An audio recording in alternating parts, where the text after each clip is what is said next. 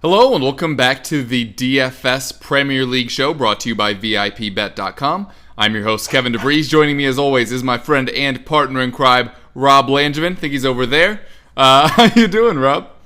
I'm good, Kev. How's it going? It's been a little bit of time in between us discussing on video, anyway, because we talk every day. Because we're actually friends in real life, believe it or not, in this whole fantasy universe of things. That two random strangers would come together and meld a friendship. Star-crossed lovers, dare I say? Yeah, totally. It's crazy.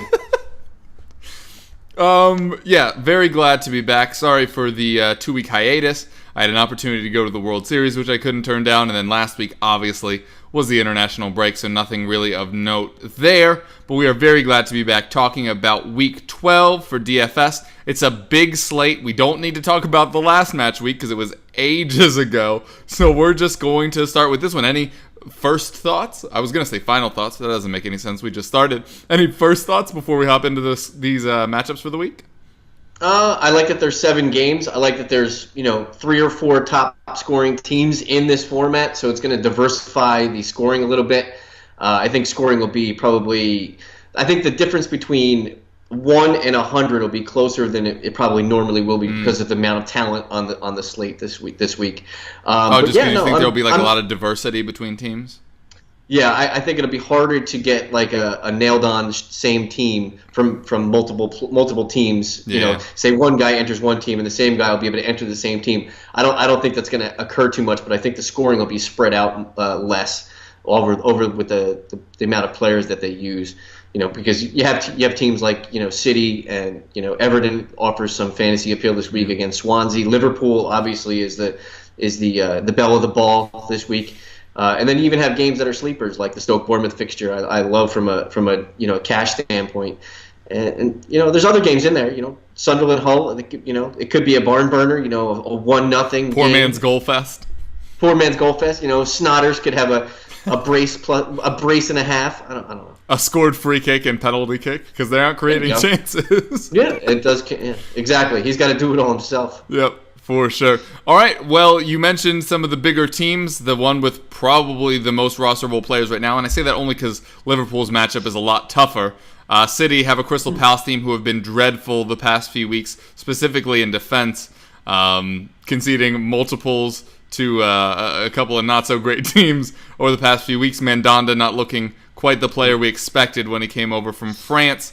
They're playing Manchester City, of course. De Bruyne is back and fit. They have Aguero. Sterling looks like he's back. David Silva is probably going to be playing as well. Also, weirdly high in the corner kick rankings for people that like to follow that kind of thing. Who are the guys that you like and dislike in this match? Yeah, I usually at the beginning of the week when the format and the slate comes on and you can see actually make your team. I usually make a team in the beginning of the week, and the first guy that jumps out to me this whole week in everybody's fixtures is Kevin De Bruyne. At $9,000, he's pretty much the first guy. I've done a couple teams so far, and he's the first guy I've put into every lineup I could fit into. His price is kind of high. He's $9,000. He's the third high. He's the second highest player in all players. But look at the output you're going to get there. He's basically the do-all player that you want for $9,000. His last 4 games: 12, 23, 20, and 8. That's all games counting. So there's a Champions League game in there, and I believe there's a World Cup qualifier in there. Yeah. But he has a goal or an assist in his last 4. So that's he's helping or putting it in himself.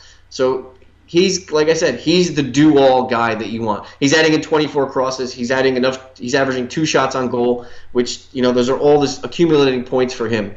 And he does enough take-ons, enough crosses to warrant his $9,000 price tag. Comparatively in this game, Crystal Palace has a great midfielder who's great in this format, great in draft styles as well, Andres Townsend, and his price is $7,600. And comparatively, they're basically almost the same player, except that De Bruyne gets goals and assists. Everything else is pretty much mirror image of each other. In this format. No one here is saying that Andros Townsend is as good as Kevin De Bruyne. No. I meant him from a scoring output in the DraftKings format. Andres Townsend at 7,600. You may look at it and be like, well, I'm getting the same thing from Townsend that I'm getting from Kevin De Bruyne, but you're really not, because De Bruyne brings that extra skill level and the finishing touch. and I think that's the additional 1,400. Yeah, and City still has a top 5 defense, although they are a bit susceptible to pace, but on the whole, they're stronger. Absolutely. Another guy to watch out for that's probably going to be pretty well owned. He's the most expensive player on the slate this week. Sergio Aguero, 9,200, 21 and 29 in his last 2 EPL games. He's somebody to watch out for. He's probably going to be in the 25 to 30% ownership range because of the marquee name that he brings to the slate. Guys I don't like in this game, you could start anywhere as long as you start with the Crystal Palace defense. just pick a guy. Scott Dan at 3,400, Joel Ward at 4,500, Martin Kelly 3,500 are pretty much the 3 highlight guys. If you want to go deeper, you can get Ezekiel Friars in there, Kevin's favorite. Spurs legend Zeki Friars. Yeah. But anybody on the Palace defense, just look at what they've done in their last 4 games. They don't keep cleans very often. I think it's 20 straight now, 21 straight. It's so bad. Yeah. And another guy that I don't like in this fixture, I'm just throwing an extra one in there because he's on Palace and he does have a bigger name. But Christian Benteke in this game, I think the pace of the game and the flow of the game is just going to take him way completely out of the match. His price is 7,600. I think you're paying 72. for.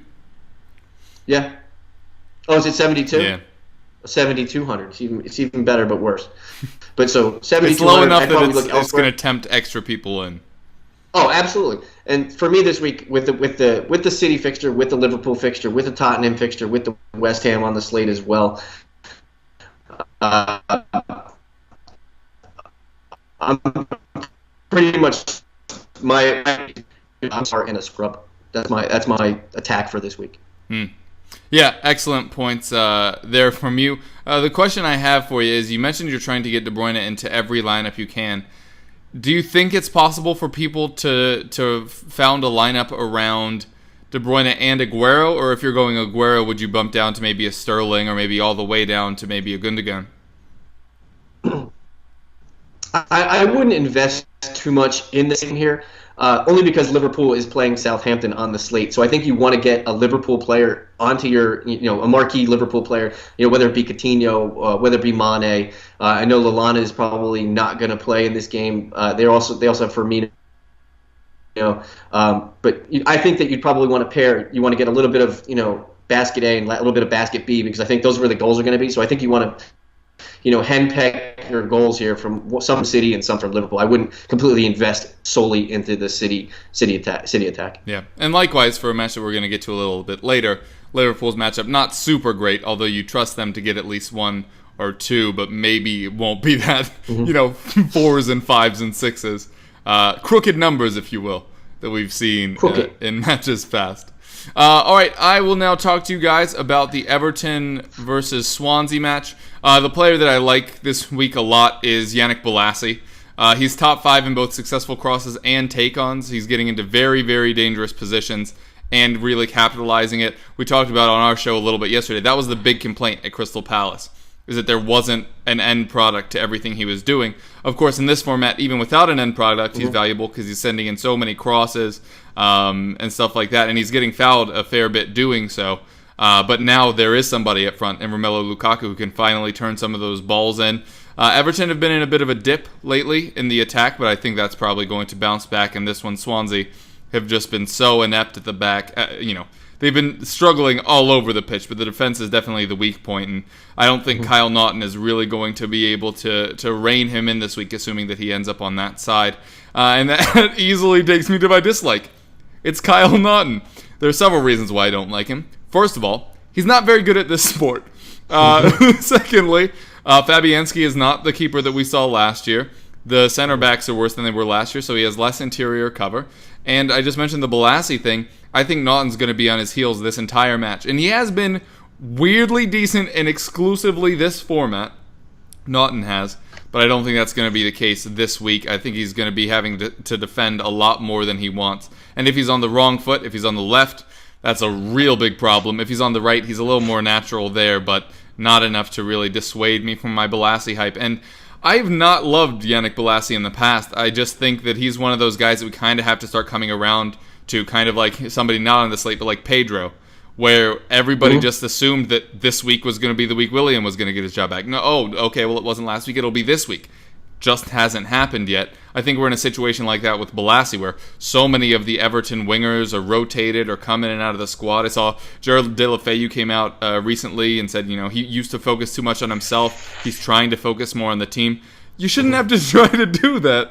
But Bolasie is the winger that I think you can trust the most for them right now. Naughton, a defender I don't think you can trust. And he's at 4,400, 4,500, somewhere in there.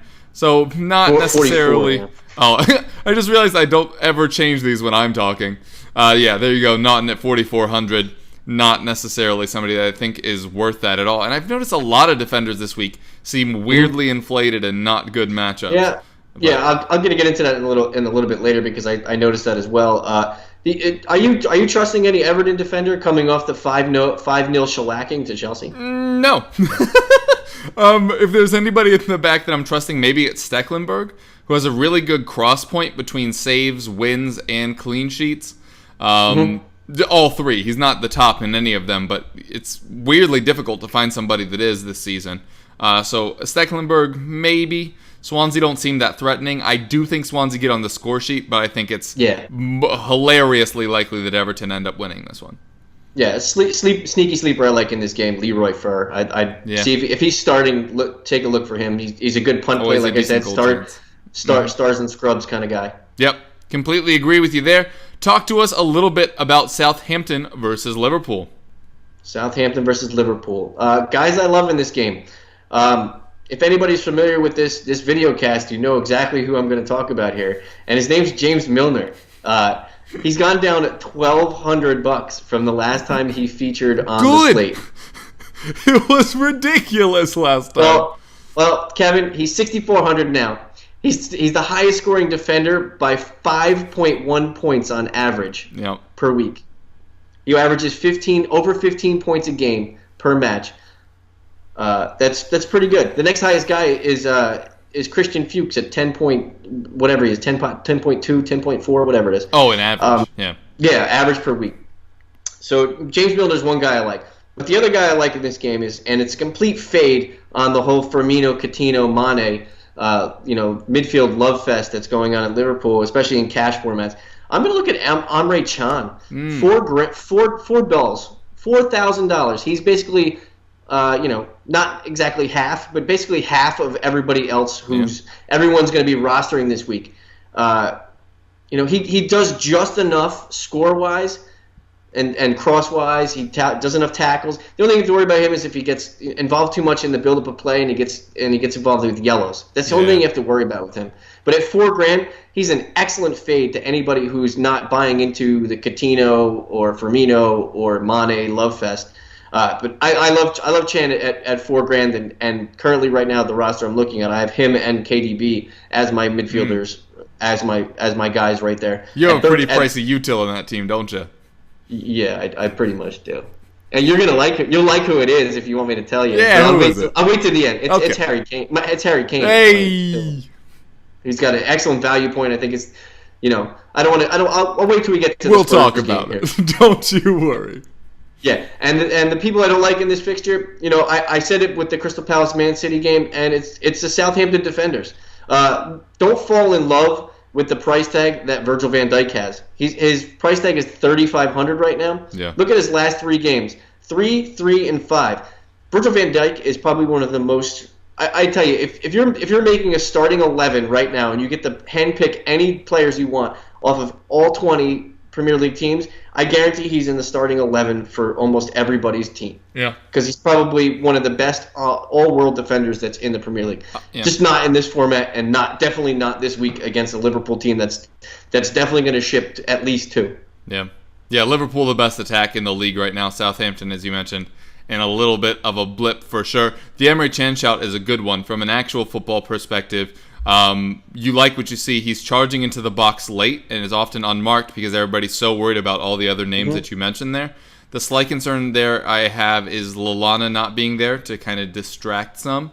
But what Chan has been doing is very impressive, and it is sustainable. While he's not playing in an advanced position, he is getting forward a fair bit because they're attacking so often. He is able to kind of follow up behind them. So I think that's a very good shout, especially for somebody that is that cheap. Now I'm going to talk about Stoke and Bournemouth. Woo! Did my excitement, was that conveyed properly? Where's the dancing clowns and the carnival wheels and stuff? That's not clown music. I don't know what clown music is. That was things the I just Mexican found out hat about dance. myself. You just sang the Mexican hat dance. I don't think it's the national anthem. No, the hat dance. The Oh, I thought you said anthem. I was like, No. I don't think so. No. Oh, man. That might have been slightly racist. I apologize. That was a clear mishearing of that. This is a very interesting week. I've seen a lot of people thinking that this is a good match for Joe Allen right now. Stoke have been a lot better lately. But because of injuries deeper in the midfield, I think he's actually going to sit further back in this one, and that Bojan is actually going to reclaim his place as the number 10. So he's who I'm putting in here at 6,300. He's been very good when he's come in. I think he scored a penalty goal the last match. That could have been 2 matches ago. Who knows? But I really like Bojan, and we knew at the start of the season that something was wrong, because there's too much talent in this team for them to have been performing so poorly, where they were like bottom 3 in every meaningful category. They have turned it around now. I talked to you a little bit on our show yesterday. I've messed around with some metrics based on history against opponents, recent form, and overall rankings on the season. They're launching their way up there. Most recently, Stoke have scored in all of their last 5 matches and have boosted up to the 3rd best attack over that same period. The needle is pointing way up for Stoke, and I think now is a good time to buy in. Less important in this format, obviously, because you can change your team week in and week out. But if you're listening to this and you play other formats, start looking at those Stoke guys again. Maybe like a Bruno Martins Indy, or I know you like Eric Peters.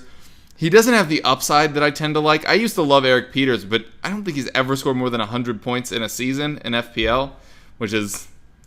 He just doesn't contribute enough. But he was overlapping a fair bit, whatever match that was, when you were texting me during that Stoke match. Maybe it's going to turn around. I don't see it particularly for him. But keep an eye on these Stoke guys. Shaqiri is still a bit questionable for this one. I don't think he'll be back this week. I'd assume it'll be next week. But just, keep an eye. Boney as well picked up a slight knock. But regardless, I think they've turned the corner here. I think Bojan is going to be very important for that. And I'm not sure that Joe Allen sitting further back is a detriment to the rest of the team. I think it hurts him. But if they're getting better passes from deeper in play, it could actually unlock them a bit more instead of having clearly set 2 defensive midfielders and then here's your 4 attackers with your 3 attacking midfielders in the forward. So I think that this could be a promising thing for them this week. For somebody I dislike on Bournemouth, hate to keep going from our FPL roundtable show, but pretty much everyone that isn't Josh King. Josh King does have the best shot accuracy percentage of anybody with more than 15 shots in the Premier League this season. But for everyone else, Stoke also have the 2nd best defense over the last 5 matches. And Bournemouth do not create a load of chances. You and I have both been fans of Bournemouth in the past. I'm jumping off. I know you think you're going to stick around for a little while on him. But this defense is going to be without Adam Smith, who's been one of their better performers thus far. I just don't think this is going to go well. I think Stoke are pointing up. I think Bournemouth are pointing down. And, you and I jumped on the Bournemouth bandwagon like 3 or 4 matches ago, and they just did not live up to that, despite some pretty, cake-like fixtures. So pretty disappointing to see that from them. So like I said, Josh King, who I've highlighted here, is somebody, if you're going to own a Bournemouth player, or if you're doing loads of lineups and you just want to put like a kicker in there, maybe Josh King is the way to go. But pretty much the rest of them, I'm kind of leaning off on. Yeah, if I'm looking at this game and I'm looking at anybody to roster, I don't think I'm looking at anybody offensive. I think I'm looking at a Stoke defender, whether it be Peters or you gave a good shout with Bruno Martins Indy. Bruno Mars Indy. I like that. I get it. He'll catch a grenade for you. Yeah. Yeah.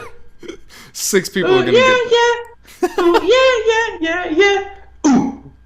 You get it. Yeah, but anyway. Any further thoughts on this one? No, it's kind of a stale fixture for me. One's up, one's down. It's kind of like the next fixture you're probably going to talk about with Sunderland versus Hull. Who do you like and dislike in this game, Kev? Yeah, for the forward, I'm not going to be super creative here. I like Jermaine Defoe, who I'm going to highlight there for you. 6,500. I know he's a high-end goal gamble. That's just basically what he is. But 6,500 just seems so cheap. There are 24 forwards that are more expensive than him, and he plays Hull. Worst defense in the Premier League, Hull. Very surprised that he's this low. He's in good form. 2 goals and an assist in his last 2 matches. Hull have been dreadful. I would genuinely be surprised if Defoe isn't involved in at least 1 goal at the weekend here. The Hull defense has been changing parts all year. They have Michael Dawson in there now. Does not have the legs to keep up with somebody like Jermaine Defoe through the middle. So I'm pretty confident in Defoe this week here. And for people that I dislike, the main one is El Mohammadi, who was amazing the last time that Hull were in the Premier League. He was a fantasy darling in basically all formats. Just hasn't done it since he's come back. Very little of the attacking prowess, which is where most of the points were coming from. And the defense has not been good. Didn't they have like 2 clean sheets in their first 3?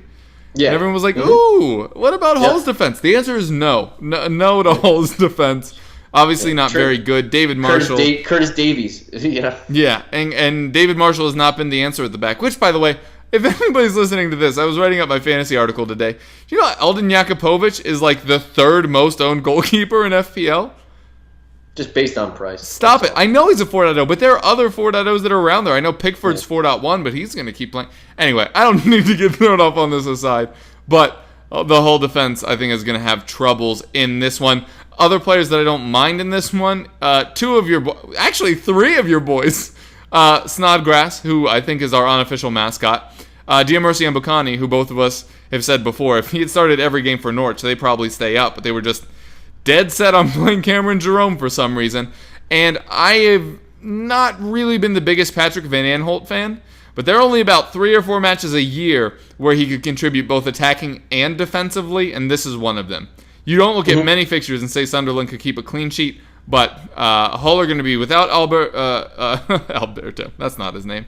Abel Hernandez. They're going to be without Will Keane. It doesn't look like Diomande is going to make it back in time. So it will just be Mbukani up front. I'm not sure how much you trust the rest of the pieces there. So in a rare situation, Van Aanholt may actually be able to help you at both ends of the pitch. Yeah, Diamersi is a great punt and play. If he's actually starting in the game, like I said, stars and scrubs. Yeah, he is way down there, 5,100. 5,100. He's one of the cheaper actual maybe starting strikers in this slate. But yeah, it's funny that Snodgrass is the most expensive player in this fixture. It's 7,100. As he should be. Yeah. Another guy I like too is Wabi Kazri. I know you do. How can I not? First of all, it's a great name. Secondly, he if you turn on a Sunderland match, he often looks the best player there. But sometimes it doesn't translate to the fantasy as well, which is a little disappointing. But if you're not going to go Defoe, he's probably the 2nd most ownable guy in the attack anyway. Yeah, I agree. All right, talk to us a little bit about this Watford-Leicester match. Guys I love. He's got a funny name. He spells it wrong and spells it backwards, and it sounds like an Eddie Murphy movie. It's Norden Amrabat. I just love it. 5,700 gives you a decent enough return for. He's not a cheap, and he's not expensive. But 8, 12, and 5 in his last 3. Tons of crosses, tons of involvement in the play. Here's a funny stat, Kev. Every time he plays 80 minutes, he scored above 10 points. Wow, that's a good stat, man. For 5,700, a guy that plays all the time. If he plays till 80 minutes, you're getting 10 points because he looks like he's involved enough in the play. Unfortunately, it leads to my point of who I don't like in this game. It's the Watford forwards, Deeney and Odianagalu. They're just fading away. I don't like him against Leicester's defense here, coming off a break. Old man Fall, Wes Morgan, Robert Huth. They've had a time to rest up a little bit. I don't think that Leicester is they'll bend but don't break in this game. I think there'll be shots, but I don't think if they let in a goal, that'd probably be all they do. I don't think they let in multiples here. So I would avoid the Watford scoring duo up top. In this game, this is one of those games where I'm paying for a defender. Christian Fuchs at 5,100. I'll take it all day. He's less than Seamus Coleman. He's more involved in set pieces and free kicks and all that goodness. He's a great passer. If Leicester does score, I hope he gets involved, but like I said, I'm paying for a defender this week, and it's probably going to be Christian Fuchs, only because I like what he's doing in the build-up for Leicester. Guy I'm avoiding in this game also for Leicester, Riyad Mahrez, $8,000. I brought up Andres Townsend before. He's $400 cheaper at $7,600, but you can make the same claim for Dusan Tadic at $7,600. I think they do more in a cash format like this than Riyad Mahrez does. So save the $400, go with Andres Townsend or Dusan Tadic instead of Mahrez, and stop living off last year's name. That you want to hear a crazy stat? Last year he was second in chances created behind only Özil. Do you know where he falls this year? He's probably 100th. Outside the top 50.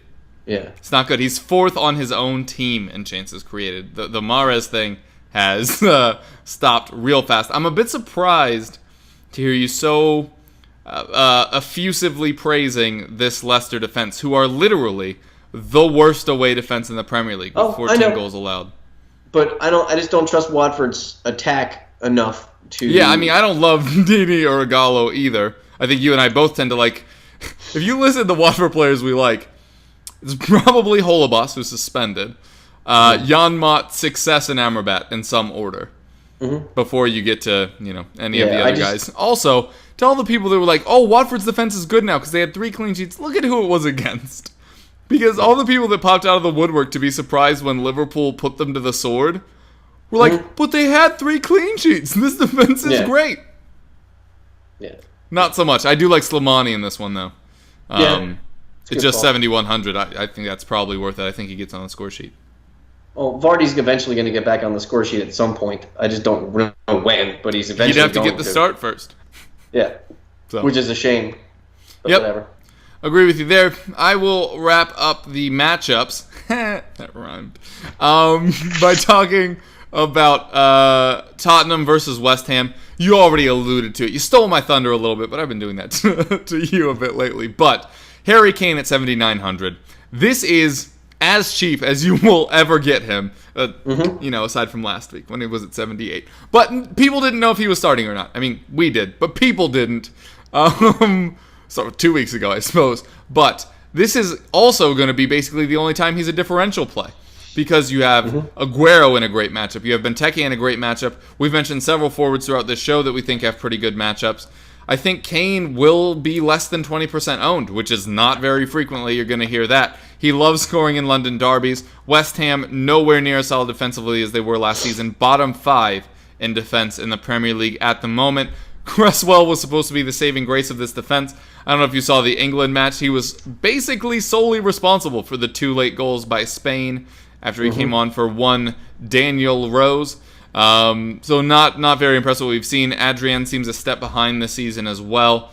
I think Kane is going to come out firing in this one to prove that he's really back to fitness. And I think he gets a boost because England did not use him over this international break. They let him join Tottenham early in the international break because there was an agreement in place that if he wasn't going to start, that they would send him back. So he's been able to rest, do light training this whole time instead of being Alexis Sanchez and thrown into random matches in South America 3 days after being telling everybody that he's hurt.